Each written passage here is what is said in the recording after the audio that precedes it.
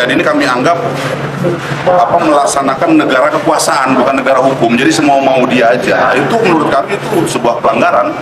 Mana ada masa membentuk karakter anak digundulin, dipakein baju militer, suruh merangkak di tanah-tanah kotor. Untuk di sini Bapak sebagai orang tua murid, adakah anak Bapak yang dikirim juga ke barak militer, Pak? Jangan sampai, justru saya jaga-jaga jangan sampai nanti anak saya juga dibawa. Jadi nggak harus anak jadi korban dulu, baru melapor. Hari ini kami melaporkan Gubernur Jawa Barat Deddy Mulyadi ke Bareskrim Polri terkait dengan kebijakannya yang menempatkan anak-anak bermasalah dalam perilaku ke dalam barak militer. Beberapa waktu yang lalu kami sudah lapor Komnas HAM. Sambil menunggu proses Komnas HAM, kami memasukkan ke Bareskrim mengenai unsur-unsur pidana terkait dengan kebijakan Deddy Mulyadi tersebut. Salah satu pasal yang kami masukkan itu di Undang-Undang Perlindungan Anak, di pasal 76H itu kan jelas-jelas melarang pelibatan anak-anak untuk kegiatan militer. Pasal 76H itu pidana, ancaman hukumannya 5 tahun. Nah, itulah salah satu pasal yang kami masukkan. Ini kan udah berbau militer, melibatkan anak-anak. Kurang lebih seperti itulah yang perlu dikaji oleh Bareskrim. Tapi sejauh ini dari yang Bapak dengar, dari pelaksanaan pengiriman siswa itu ke barat, apakah ada keluhan-keluhan dari siswanya atau seperti apa, Pak? Kalau dari siswa selama ini, karena ini kan terkait dengan pidana, keluhan dari siswa itu sebetulnya bukan bagian dari bukti yang harus dibuktikan, tapi ada temuan dari KPAI dan lain sebagainya. Lalu kebijakan ini tidak ada payung hukumnya, sedangkan negara kita kan negara hukum. Harusnya kebijakan-kebijakan seperti ini harus ada dasar hukumnya dong. Ini hanya sebatas surat edaran. Jadi ini Deddy Mulyadi ini kami anggap melaksanakan negara kekuasaan, bukan negara hukum. Jadi semua mau dia aja. Itu menurut kami itu sebuah pelanggaran. Nah, itu salah satu unsur pidananya juga kami masukkan tadi dalam kronologi. Terus proses di dalamnya itu juga kan tidak melibatkan tenaga-tenaga ahli pendidikan yang mengerti tentang psikologi anak. Mana ada masa membentuk karakter anak digundulin, dipakein baju militer, suruh merangkak di tanah-tanah kotor, ya kan? Masa itu kami rasa itu nggak sesuai lah dengan pembentukan karakter anak didik. Dan itu ada pasal pidananya yang melarang, ancamannya 5 tahun. Undang-Undang Perlindungan Anak, itulah yang kami laporkan kepada Bareskrim. Untuk di sini Bapak sebagai orang tua murid, adakah anak Bapak yang dikirim juga ke barak militer, Pak? Jangan sampai, justru saya jaga-jaga jangan sampai nanti anak saya juga dibawa.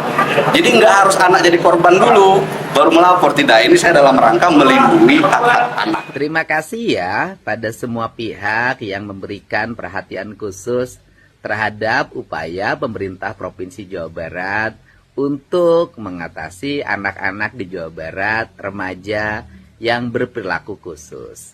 Saya terima kasih atas kritik, saran, bahkan tuduhan dan pelaporan sebagai gubernur yang melanggar hak asasi manusia, melanggar hak-hak anak. Bagi saya ini adalah bagian dari resiko yang mesti saya hadapi di tengah-tengah concern dan upaya saya agar anak-anak di Jawa Barat memiliki masa depan yang baik. Untuk itu, saya yakin seluruh kritik, saran, dan pelaporan itu adalah didasarkan pada konsen dan keberpihakan pada anak-anak dan remaja di Jawa Barat. Untuk itu, saya menyampaikan sebagai ajakan. Apabila Bapak dan Ibu memiliki konsen dan keberpihakan terhadap anak-anak di Jawa Barat yang berperilaku khusus, maka kami dengan tangan terbuka mengajak untuk bersama menyelesaikan. Ini Deddy Mulyadi nggak paham ini falsafah. Apa yang dialami oleh anak ini? Dia manusia sebagai subjek distigma sebagai anak nakal, alumni barak militer yang dikembalikan kepada masyarakat. Pasti lingkungan akan bilang, weh, ngeri nih. Alumni barak militer nih anak nakal nih. Nah ini stigma ini, ya Allah saya melihat ini sebuah kejahatan terhadap anak. Nah inilah yang saya laporkan ke Komnas HAM. Di samping itu juga kebijakan ini nggak ada dasar hukumnya. Pasal 30 Undang-Undang Dasar 1945, tugas militer itu mempertahankan NKRI. Melawan disintegrasi bangsa. Nggak ada satupun pasal yang memberikan kewenangan atau legitimasi militer untuk ikut serta dalam membentuk karakter anak. Nggak ada. Negara-negara maju, yang pendidikannya maju nih, Finlandia dan lain sebagainya, nggak ada satupun menggunakan instrumen militer.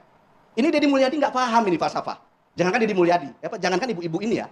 Deddy Mulyadi aja nggak paham tentang falsafah. Jadi saya nggak perlu mendebat ibu ini. Ini bukan bagian dari kewenangan yang bisa digunakan untuk mendidik gitu. Dan saya kira selama ini juga TNI tidak memiliki kapasitas, tidak memiliki pengalaman gitu ya untuk mendidik masyarakat kita sebagaimana pengalaman lembaga-lembaga pendidikan yang ada di Indonesia gitu, sehingga nanti bisa terjadi penyalahgunaan gitu ya dan tidak tepat, dan mungkin juga bisa berpotensi melanggar hak asasi karena dalam prinsip pendidikan bagi anak itu kan di dalam konvensi tentang pelindungan anak atau CRC yang juga sudah diratifikasi oleh pemerintah Indonesia dan diterapkan di dalam Undang-Undang Pelindungan Anak, itu kan memiliki prinsip mengedepankan kepentingan terbaik bagi anak gitu.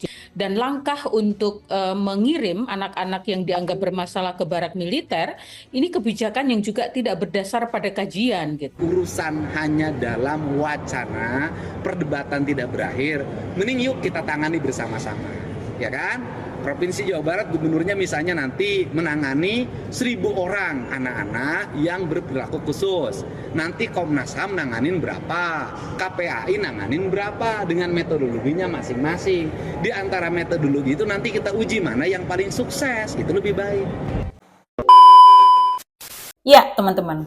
Memang ya, sedari awal terkait kebijakan program pendidikan karakter berbasis barak militer yang digagas oleh Gubernur Jawa Barat, Kang Deddy Mulyadi ini sudah menuai pro dan juga kontra di kalangan masyarakat. Padahal kita tahu program tersebut memiliki tujuan untuk membina anak-anak yang dianggap bermasalah atau dalam tanda kutip anak-anak nakal dengan pendekatan disiplin ala militer. Tapi sayangnya, kebijakan dan niat baik Kang Deddy Mulyadi tersebut masih banyak pihak yang mempersoalkan. Padahal menurut saya program tersebut sangatlah positif sekali ya.